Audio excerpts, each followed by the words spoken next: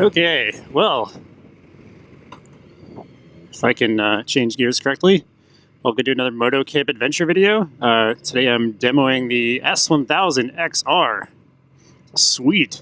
So some things on this bike, 160 horsepower, 83 foot-pounds of torque. Whoops, just went into third gear somehow. Dear God, I cannot shift this.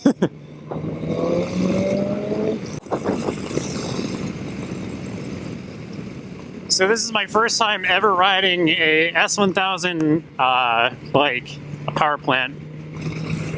That is, there's the S1000R, there's the S1000RR, and this bike, the S1000XR.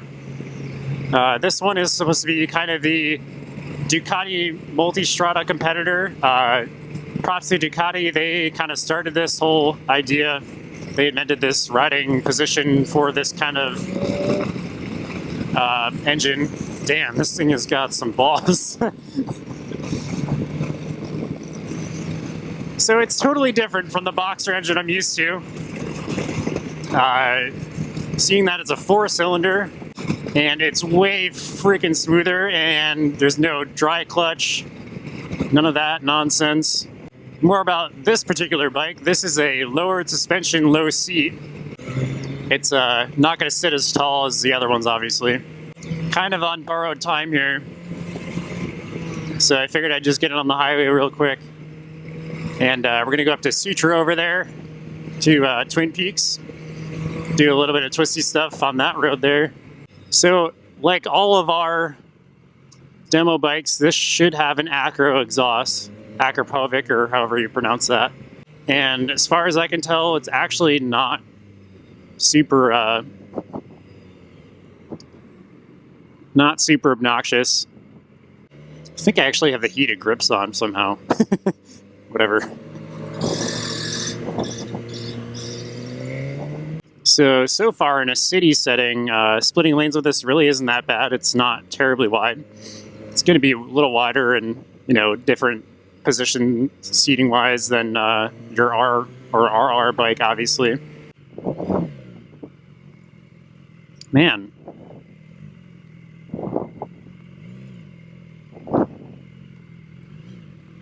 I heard that this thing's quiet because no one's freaking hearing me come up. If my boss watches this, he's probably going to be like, "Don't do that!"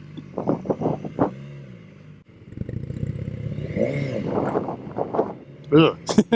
Awful start there. So far it's kind of feeling like a GS in terms of riding position, and that's kind of their intention, I think. What's weird is the gearbox on this. I mean, maybe I'm just so used to my 1150 GS, but the gearbox on this, I feel like I have to kind of stop into first gear. Again, my experience with bikes is kind of odd in the sense that I didn't really ride any Japanese bikes. So I guess my opinion is kind of, I wouldn't say worthless, but it's a little bit null for this kind of bike. Ooh, standing up on this is super weird. Awful launch. Man, I really cannot figure out this gearbox in this thing.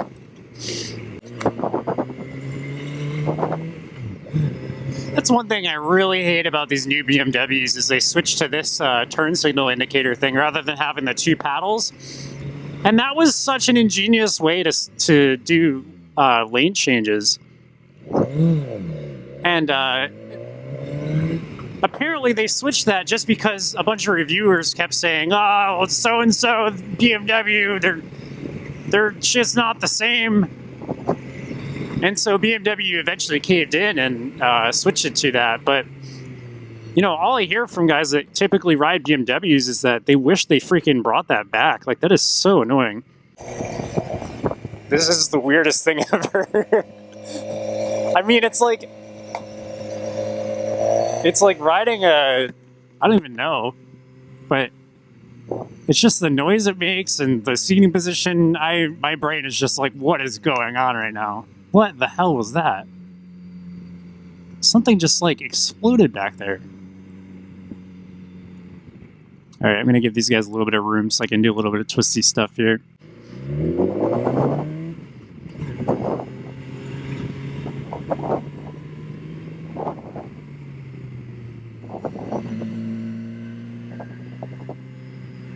Ugh.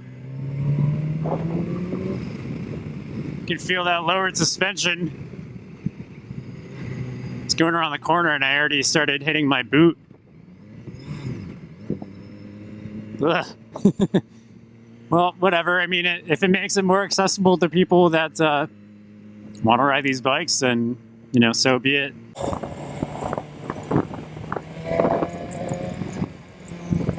Man, it's just so weird. I mean, I'm sure I could get used to it, but like, man.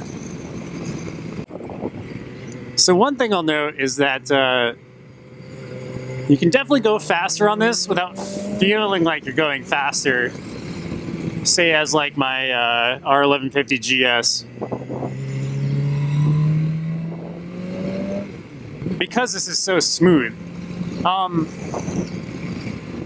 One common complaint that I hear all the time about this bike is that there's too much vibration in the handlebars, and I am totally understanding that right now. I feel a lot of vibration in the handlebars, more than I'm used to, for sure. But really the only thing like that you have to do to change that is put some different bar end weights on it, for the most part. I mean, that's really an easy fix. So to me, that's kind of a stupid complaint to have if, you know, you're considering this over a different bike. I wouldn't look over this bike just because of that.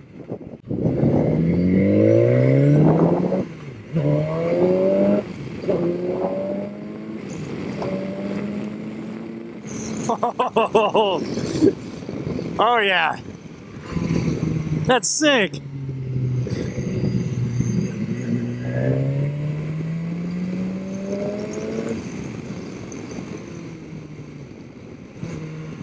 I can see why people love these things now.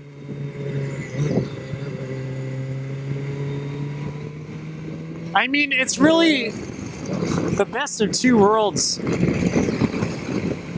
You know, a lot of hybrid stuff, I usually find that it's, you know, it's usually making two things worse. But to me, I mean, this is more than enough power for doing some like road touring stuff that you want to do some kind of aggressive canyon carving, but also have the upright seating position, the super comfortable position that you can go on a long trip with. Okay, that's another thing to note. A lot of people, I shouldn't say a lot of people, but a few of the guys at the dealership have said that the suspension's a little tough, maybe a little too stiff. I can kind of see that, but again, I mean, this is supposed to be sort of a dynamic road touring bike, and it's, you know, you're sacrificing a little bit of comfort for that super aggressive riding ability. Let's try these brakes.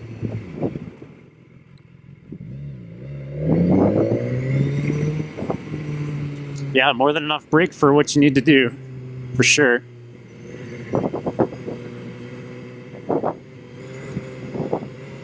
Man, this is a cool bike. I really like it. I'm not going to switch my GS for it any day, just because I like dirt too much, and this is definitely not something you would want to take on the dirt. I know, like, there's pictures of Ducati Multistradas, you know, decked out in Tortec stuff on the dirt and everything. That's kind of, to me, that's very hokey. That's like, you're just stretching the purpose of the bike.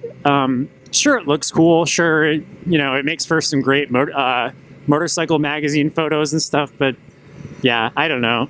That's not for me. This engine is not designed to be on the dirt. With that said, is it capable of doing that? For sure. I mean, you could definitely take it on some dirt roads and stuff. It's not, you know, it's not a GS, and it's very much not a dirt bike. So just keep that in mind. Know its limitations, just like every other bike. You know, there's always a compromise. What's up, dude? Always a compromise. And basically, you just have to deal with that. You know, what do you want on a bike? how much are you actually going to be riding on the dirt? Are you going to be riding on the dirt? See, a lot of guys buy GSs and they never ride on the dirt, so. Man, that is so nimble.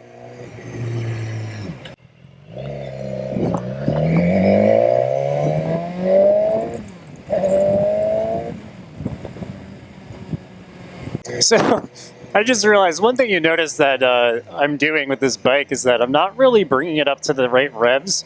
Because I'm so freaking used to the GS that, like, you know, I'm like, oh, 4 grand's about cruising, you know. And this thing redlines at 11 grand, and I am not using all of that. So I don't know if you just saw I had my blinker on, and I was like, oh, okay. Everyone's turning right. I don't really need it here, but in order to cancel that, I had my, you know, I had my hand over the clutch lever, and I actually just used my other hand to cancel it. And that's what I'm talking about with the turn indicator thing. Like, that is so annoying.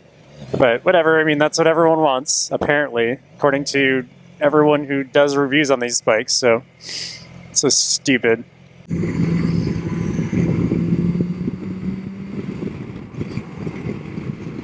Okay, so the windscreen up, that's actually not too bad. That's kind of effective for the stock windscreen. It's cool that you have the ability to change the positions on it.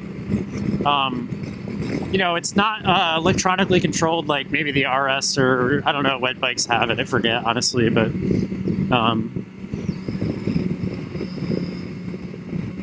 it's still very cool to have.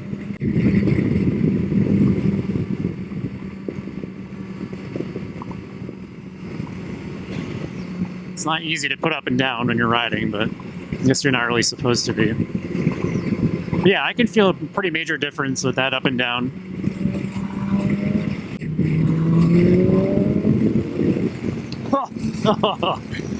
Oh yeah. Certainly not gutless. Alright, well, we're nearing the end of this test ride. What do I think of this bike so far? It's freaking awesome. You know, would I strongly consider it over the Multistrada if you're in the market for it? Absolutely. With that said, my opinion is pretty much invalid because I work for BMW, and I've never ridden a Multistrada, so to me that's kind of a useless opinion, but regardless. Thanks for joining me on today's demo ride. Hopefully I do some more demo rides of some other bikes we've got.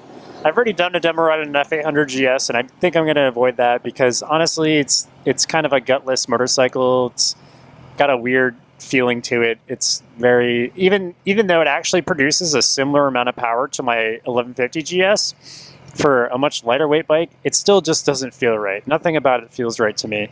That engine is meant to be in like a small sport bike like the F800S, which I don't know why they got rid of, but regardless, you know where I'm going with that. I'll probably get on an R1200 RS at some point. I'll probably get on a, well, I already kind of rode a water-cooled Boxer. Those things, you already know what they're like. They're awesome. Anyway, take care, everyone. Ride safe.